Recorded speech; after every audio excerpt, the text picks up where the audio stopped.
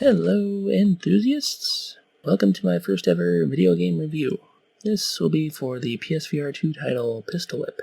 In this first impressions review, I will be providing half of my total score for the game based on what I've played so far. Sometime in the future, once I've played through the majority of the game up to and including completion, I may provide an additional final impressions review in the same manner. How these reviews will work. I've broken down my reviews into 4 categories: graphics, sound, controls, and gameplay. Each category begins with 10 points, and any detractors in each category will remove a point. If no detractors are present in a category, the game will receive a 2-point bonus in that category. If all 4 categories receive a perfect score, an additional 2 perfect points will be added, totaling up to 50 points for each half of my reviews, and up to a possible total final score of 100 points. Make sense?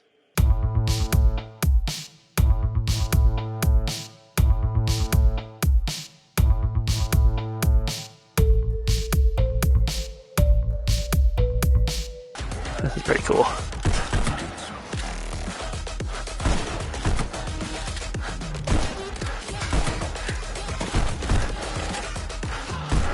The graphics in Pistol Whip are extremely stylized with intentional distortion in the character models and environments that pulse to the rhythm of the music. It's hard to judge graphical quality when it is so atypical, but the scale of the world, enemies, and firearms all feel accurate to size, and the edges are crisp with no aliasing or ghosting. I feel this may be a trend for most PSVR2 titles so far, but there have been some exceptions I've noticed. The story segments are beautifully illustrated in a comic book style and have 3-dimensional depth as you look through the framing into the scene.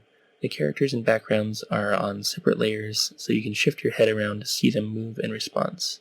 The artwork reminds me of one of my favorite artists growing up, Adam Warren, but in my search, I was not able to find who the artist was that provided the artwork in the story segments. This may take some additional research looking through the credits of the game, but that's something I'll do later.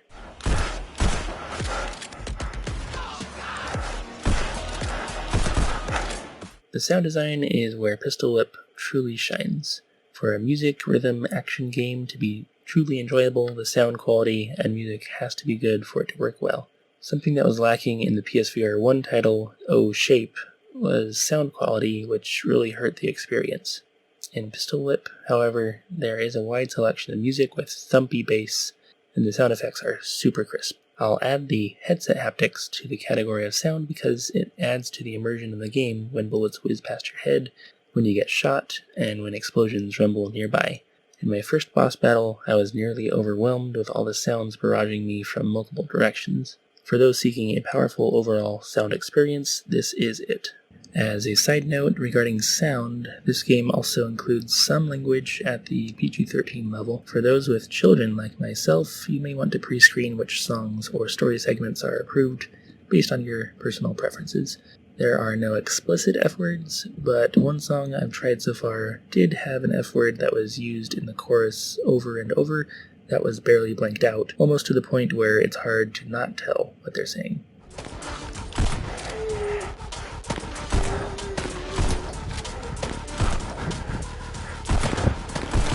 The controls in Pistol Whip are intuitive and arcade-like.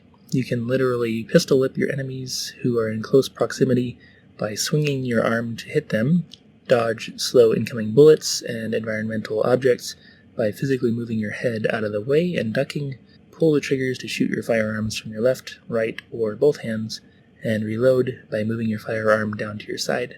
It's all natural and doesn't require much thought, but does require a great amount of attention, specifically on the harder difficulties. The adaptive triggers are the highlight of shooting games like Pistol Whip.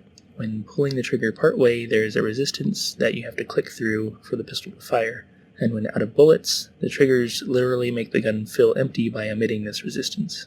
It is an added layer of immersion that I don't think I'll be able to go without for the future of VR. I never had any issues with the controls in my experience with the game, but do take note that dodging objects requires a wide play space. Push them off the ledge. That's mean. Bonk. Bonk. On the topic of gameplay, there is some story through cutscenes in certain missions, but the majority of the game appears to be theme-based rather than story-based. The story segments are brief before placing you into the level where you begin the action, and the action is extremely fun. The easier difficulty level is mostly a breeze where you can enjoy the music and shoot enemies to the rhythm without much problem. The medium difficulty requires more thought and offers a decent mix of offense and defense, and the hardest difficulty is brutal. For anyone seeking a challenge, be forewarned that you will need quick reflexes in both shooting and dodging, and will need to let lots of bullets fly. It can be hectic, but also at times the most fun, minus the enemies who spawn nearly in your face with full armor requiring 4 shots or a good pistol whip to kill. The game by default assists in your aim since it's not about your personal accuracy, but about the timing and reflexes. This is a benefit to the enjoyment of the game by making you feel like you're the hero in an action film like John Wick, which is the point. There are even specific references to John Wick, and likely other films as well. My only detractor for the game up to this point, preventing it from getting a perfect score, is its potential replayability. Once I've completed a level on a specific difficulty setting, there's not much reason to go back in unless a song is particularly enjoyable. Even then, would I really want to play through the same song to max out my score the way I do in a game like Beat Saber? Not really. There are modifiers to change up a level, which I haven't yet experimented with and will save for a final impressions review, but my feeling is that once I've gone through the entire playlist, I may just put the game away for another 6 months before revisiting it again. That is, unless additional content is added before then.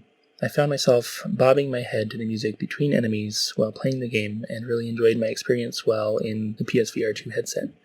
If you haven't yet picked up this title, there's no better time to get in than now.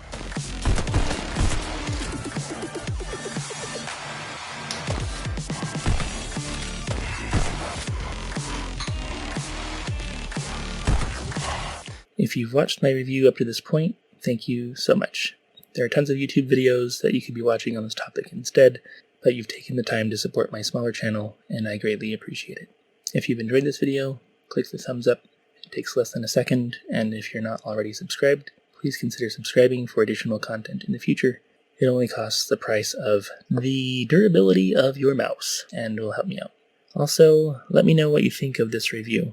Was it fair, or is there anything that you disagree with? Start a conversation below, and please remember to stay respectful.